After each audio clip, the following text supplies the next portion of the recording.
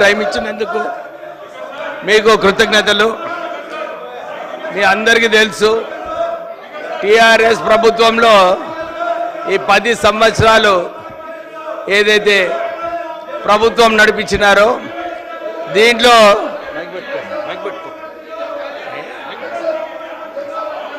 10 సంవత్సరాలు టిఆర్ఎస్ ప్రభుత్వము ఆర్థిక పరిస్థితి తెలంగాణలో ఘోరంగా చేయడం జరిగింది.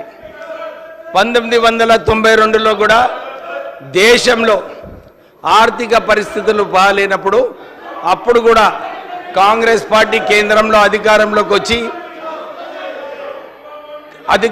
వచ్చి దేశ ఆర్థిక పరిస్థితిని సరిదిద్దుకోవడం జరిగింది. అప్పటి నుంచి ఇప్పటి వరకు ఎకనామిక్ రిఫార్మ్స్ తీసుకొచ్చిన తర్వాత కాంగ్రెస్ పార్టీ ఏదైతే నిర్ణయాలు తీసుకుందో ఆ నిర్ణయాలు తీసుకోవడం వలన మన దేశ అభివృద్ధి వాటలో రావడం జరిగింది. రాష్ట్రంలో ఇంతకుముందు అందరు కూడా ఒప్పుకున్నారు, కేటీఆర్ గారు కూడా ఒప్పుకున్నారు, మేము 7 లక్షల కోట్ల రూపాయలు రుణాలు తీసుకున్నామని చెప్పి వారు స్పష్టంగా చెప్పడం జరిగింది.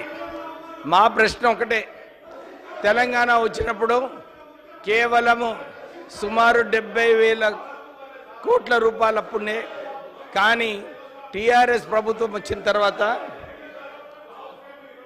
7 లక్షల కోట్ల రూపాయలు అప్పు చేయడం జరిగింది. ఎక్కడ ఖర్చు పెట్టినారు, దేంట్లో ఖర్చు పెట్టినారో ఆలోచించే విషయం ఉంది. ఇది కేవలము కమిషన్లు దోచుకోవడానికి, కాంట్రాక్టర్లకు ఆర్థికంగా పైకి తీసుకురావడానికి, వీళ్ళందరికీ ప్రపంచంలో ధనికులు చేయడానికి టిఆర్ఎస్ ప్రభుత్వం ఆ రోజులలో ఈ కాంట్రాక్ట్స్ ఇవ్వడం జరిగింది. మీరందరూ కూడా ఒక విషయం గమనించాలి, సోనియా గాంధీ గారు అప్పుడు ఏదైతే మాట ఇచ్చారో వారు అప్పుడు తెలంగాణ ఇస్తామని చెప్పి మాట ఇవ్వడం జరిగింది. దాని ప్రకారంగానే 2014లో తెలంగాణ ఇవ్వడం జరిగింది. అలాగే ఇప్పుడు కూడా రాహుల్ గాంధీ గారు మాట ఇచ్చారు, మేము రైతులకు రుణమాఫీ చేస్తామని చెప్పి వరంగల్లో మాట ఇవ్వడం జరిగింది. దాని ప్రకారంగానే గౌరవనీయులైన ముఖ్యమంత్రి గారు నిన్న ఇంకా ఇంతకుముందు జూలై 18 నాడు 2 విడతలుగా రుణమాఫీ చేయాలని చెప్పి 1,50,000 రూపాయల వరకు ఏదైతే రుణాలు ఉన్నాయో ఇవన్నీ కూడా మాఫీ చేయడం జరిగింది. వారు ఏదైతే మాట ఇచ్చారో ఆగస్ట్ 15 లోపున మొత్తము 2 లక్షల రూపాయలు రుణమాఫీ చేస్తామని చెప్పి మాట ఇచ్చారు. దాని ప్రకారంగానే ప్రభుత్వము రుణమాఫీ చేయడానికి సిద్ధంగా ఉన్నారు. మీరందరూ కూడా టిఆర్ఎస్ ప్రభుత్వం ఏదైతే మొదటి స్టెంట్లో రుణమాఫీ చేస్తామని చెప్పి 4 విడతలు అంటే సుమారు 5 సంవత్సరాలలో ఏదైతే మిత్తి వస్తుందో ఆ మిత్తి కూడా కవర్ చేసుకోవడానికి రుణమాఫీ చేయలేదు. కానీ ఇప్పుడు ముఖ్యమంత్రి గారు రైతులకు ఆదుకోవాలి, రైతులకు, ఎందుకంటే 2008లో కూడా అప్పుడు కాంగ్రెస్ పార్టీ కేంద్రంలో ఉన్నప్పుడు 70,000 కోట్ల రూపాయలు రుణమాఫీ చేసి రైతులను ఆదుకోవడం జరిగింది. అలాగే ఇప్పుడు కూడా రుణమాఫీ చేసి మన తెలంగాణ రైతులను ఆదుకోవడానికి రుణమాఫీ చేయడం జరిగింది. దాంతోపాటు రైతులను ఆదుకోవడానికి రైతు భరోసా కార్యక్రమం ఇప్పటి వరకు 4 మీటింగ్లు ఉప ముఖ్యమంత్రి భట్టి గారి ఆధ్వర్యంలో రైతుల వారి ఒపీనియన్స్ తీసుకొని ఈ రైతు భరోసా ఎట్లా ఇంప్లిమెంట్ చేయాలి, ఎందుకంటే ఇంతకుముందు ఏదైతే రైతు బంధు పేరుతో 80,000 కోట్ల రూపాయలు వారు ఖర్చు పెట్టారో దాంట్లో సుమారు 33,000 కోట్ల రూపాయలు అది కేవలము రైతులు ఎవరైతే ఉన్నారో రైతులకు పోకుండా కేవలము బ్యారెన్ లైన్ ఉండే వాళ్ళకి కూడా ఈ రైతు బంధు ఇవ్వడం జరిగింది. అప్పుడు మేమందరం కూడా డిమాండ్ చేశాము, కౌలు రైతులను కూడా ఆదుకునే బాధ్యత రాష్ట్ర ప్రభుత్వం అని చెప్పి అప్పుడు కూడా మేమందరం కూడా కేసీఆర్ గారిని అడగడం జరిగింది. కానీ కేసీఆర్ గారు ఎప్పుడు కూడా కౌలు రైతుల గురించి పట్టించుకోలేదు. ఈసారి ప్రభుత్వము కౌలు రైతులకు వాళ్ళందరికీ కూడా 15,000 రూపాయలు, కేటీఆర్ గారు ఇస్తాను, కౌలు రైతులకు కూడా 15,000 రూపాయలు ఇవ్వడానికి నిర్ణయించుకున్నారు. దాంతో పాటు రైతు కూలీలను కూడా వారికి 12,000 రూపాయలు ఇవ్వడానికి నిర్ణయించుకున్నారు. రైతులకు ఆదుకోవడానికి ఇంతకు ముందు చాలా సార్లు పంట నష్టపోయినప్పుడు ఇన్సూరెన్స్ ఫసల్ బీమా తీసుకోమని చెప్పి చాలా మంది ప్రభుత్వాన్ని అడగడం జరిగింది. కానీ ఆ రోజులలో టిఆర్ఎస్ ప్రభుత్వము ఫసల్ బీమా ఎక్కడ కూడా ఇంప్లిమెంట్ చేయలేదు. కానీ ఇప్పుడు ప్రభుత్వము ఫసల్ బీమా కూడా ఇంప్లిమెంట్ చేయడానికి రైతులు కట్టే ఇన్సూరెన్స్ కూడా ప్రభుత్వమే ఇన్సూరెన్స్ ఇస్తుందని చెప్పి ఆల్రెడీ ఒప్పుకోవడం జరిగింది. మీరందరూ కూడా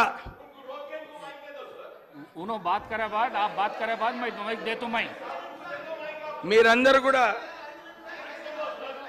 ఈ బడ్జెట్ అప్రాప్రియేషన్ బిల్లు రైతులను ఎట్లనైతే ఆదుకోవాలని చెప్పి ప్రభుత్వం నిర్ణయించుకుందో అలాగే అన్ని సెక్టర్స్లో కూడా ప్రభుత్వము బీద ప్రజలకు ఆదుకోవడానికి అన్ని స్కీమ్స్ కూడా తీసుకురావడం జరిగింది. నేను ఎమ్మెల్యే అయిన తర్వాత చెన్నూరు నియోజకవర్గంలో అక్కడ టూర్ చేసినప్పుడు ప్రజలందరూ కూడా విద్య మీద వైద్యం మీద ఈ 2 విషయాలలో ప్రజలందరూ కూడా అడుగుతున్నారు. మీ అందరు తెలుసు రాజీవ్ ఆరోగ్యశ్రీ స్కీమ్ కోవిడ్ టైంలో అప్పుడు కేసీఆర్ గారి ప్రభుత్వం ఉన్నప్పుడు రాజీవ్ ఆరోగ్యశ్రీ వాళ్ళందరూ కూడా చాలా మందికి వాళ్ళు హాస్పిటల్ బిల్స్ ఉన్నప్పుడు వాళ్ళందరూ పుస్తకాలు ఇల్లులు అమ్ముకొని హాస్పిటల్ బిల్స్ కట్టడం జరిగింది. కానీ కాంగ్రెస్ ప్రభుత్వం వచ్చిన తర్వాత 5 లక్షల నుంచి 10 లక్షల రూపాయలు రాజీవ్ ఆరోగ్యశ్రీ తీసుకొచ్చి ప్రజలకు ఆదుకోవడం జరిగింది.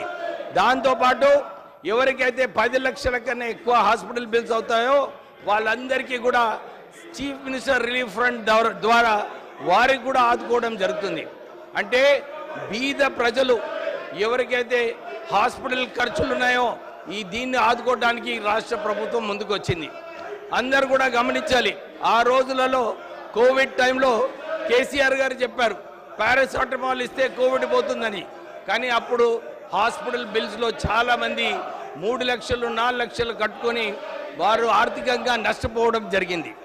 ఈసారి రాజీవ్ ఆరోగ్యశ్రీ స్కీమ్లో 163 కొత్త డిసీజెస్ కూడా దాంట్లో యాడ్ చేసి బీద ప్రజలకు ఎక్కడ కూడా నష్టపోకుండా వారికి రాజీవ్ ఆరోగ్యశ్రీ స్కీమ్లో ప్యాకేజెస్లో 20% కూడా ఛార్జెస్ పెంచి అన్ని హాస్పిటల్స్ కూడా వారికి కూడా మంచి ట్రీట్మెంట్ బీద ప్రజలకు ఇవ్వాలని చెప్పి రాష్ట్ర ప్రభుత్వం నిర్ణయం తీసుకోవడం జరిగింది. దాంతోపాటు 7,000 నర్సెస్ ఎంప్లాయ్మెంట్ కూడా రాష్ట్ర ప్రభుత్వం చేయడము, ఇంకా డాక్టర్స్ని కూడా ఇంకా ఎక్కువ మందిని రిక్రూట్ చేసి ఈ వైద్యంలో బీద ప్రజలకు నష్టపోకుండా చూసుకునే బాధ్యత రాష్ట్ర ప్రభుత్వం ఈ బడ్జెట్లో పెట్టడం జరిగింది. అంతేగాక విద్యాశాఖలో కూడా 22,000 కోట్ల రూపాయలు మన ప్రజలకు మీరు మంచిగా చదువుకోవాలి. బిఆర్ అంబేద్కర్ గారు ఏదైతే అన్నారో చదువుకోవడమే మంచిగా చదువుకున్నప్పుడే అదే ఆర్థికంగా ఎక్కువ పవర్ ఉన్నదంటే విద్యలోనే ఉందని చెప్పి డాక్టర్ బిఆర్ అంబేద్కర్ గారు చాలాసార్లు చెప్పడం జరిగింది. రాష్ట్ర ప్రభుత్వము డిఎస్సి ద్వారా 11,000 టీచర్లను రిక్రూట్ చేసి ఇక్కడ ఈ రాష్ట్రంలో విద్య నేర్పించడానికి రాష్ట్ర ప్రభుత్వము ముందడుగు వేయడం జరిగింది. దాంతోపాటు 45 గురుకుల్ స్కూళ్ళు కూడా స్థాపించడానికి 100 కోట్ల రూపాయలు ఒక్కొక్క గురుకుల్కి కేటాయించి 45 గురుకుల్ స్కూల్ కూడా త్వరలోనే తెలంగాణ ప్రభుత్వము ప్రారంభం చేయబోతుంది.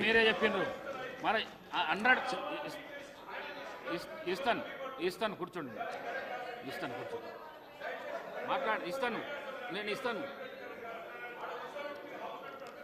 అప్రాపరేషన్ బిల్లు చాలా ఇంపార్టెంట్ అని కేసీఆర్ గారే చెప్పారు.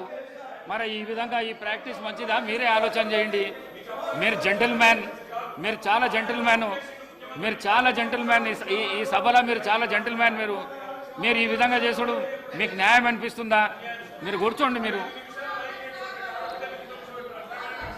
విద్యారంగంలో గర్ల్ టాయిలెట్స్ కట్టేది అవసరం ఉంది అధ్యక్ష. నేను ఎంపీగా ఉన్నప్పుడు ఎంపీ ల్యాండ్స్ ద్వారా మా పెద్దపల్లి నియోజకవర్గంలో అన్ని గవర్నమెంట్ స్కూళ్ళలో గర్ల్ టాయిలెట్స్ కట్టడానికి నిధులు కేటాయించడం జరిగింది. నేను ఇదే కోరుతున్నాను, మన గర్ల్ టాయిలెట్స్ కోసము ఇంకా ఎక్కువ నిధులు కేటాయించి ఇంకా మహిళలందరూ కూడా స్కూల్లోకి పోయి కాలేజెస్ పోయి వారు కూడా మంచిగా చదువుకోవాలని చెప్పి నేను కోరుతున్నాను. ఇరిగేషన్లో మీ అందరికి తెలిసిన విషయమే, కాళేశ్వరము ఈ రాష్ట్రానికి ఏదైతే టీఆర్ఎస్ ప్రభుత్వం నిర్ణయించుకొని రీడిజైనింగ్ పేరుతో, ఎందుకంటే ఇంతకుముందు అప్పుడు కాకా వెంకటస్వామి గారు ప్రాణహిత చేవెళ్ళ ప్రాజెక్ట్ చేస్తే కరీంనగర్, ఆదిలాబాదు, చేవెళ్ళ వరకు నీళ్ళు వచ్చి రైతులకు మంచిగా ఉంటుందని చెప్పి అప్పుడు 36,000 కోట్లతో ప్రాణహిత చేవెళ్లను ప్రారంభం చేయడం జరిగింది. సుమారు 11,000 కోట్ల రూపాయలు ఆల్రెడీ ఆ ప్రాజెక్టులో ఖర్చు చేయడం జరిగింది. కానీ కమిషన్లు దోచుకోవడానికి ఈ కాళేశ్వరం ప్రాజెక్ట్ ద్వారా ఈ 24,000 కోట్ల రూపాయలు ఖర్చు పెట్టి ఈ ప్రాజెక్టు పూర్తి చేసే తుమ్మిడిహట్ట నుంచి ఏదైతే అవకాశం ఉండేనో కేవలము రీడిజైన్ చేసి కమిషన్లు దోచుకోవడానికి ఇది కాళేశ్వరంకి డైవర్ట్ చేయడం జరిగింది. కాళేశ్వరంలో మీరు అందరు చూస్తున్నారు, 1,00,000 కోట్ల పైన ఖర్చు పెట్టిన తర్వాత కూడా ఇప్పటి వరకు 1,200 టీఎంసీ నీళ్లు ఏదైతే పంప్ చేయాలనో కేవలము 400 టీఎంసీ నీళ్లు ఇప్పటి వరకు పంప్ చేయడం జరిగింది. అంతేకాక ఈ కాళేశ్వరం ప్రాజెక్ట్ వలన బ్యాక్ వాటర్స్ ఏదైతే వచ్చి చెన్నూరు, మంతిని, మంచిర్యాల్ ఈ 3 నియోజకవర్గాలలో బ్యాక్ వాటర్స్ వలన రైతులు చాలా నష్టపోవడం జరిగింది. ఈ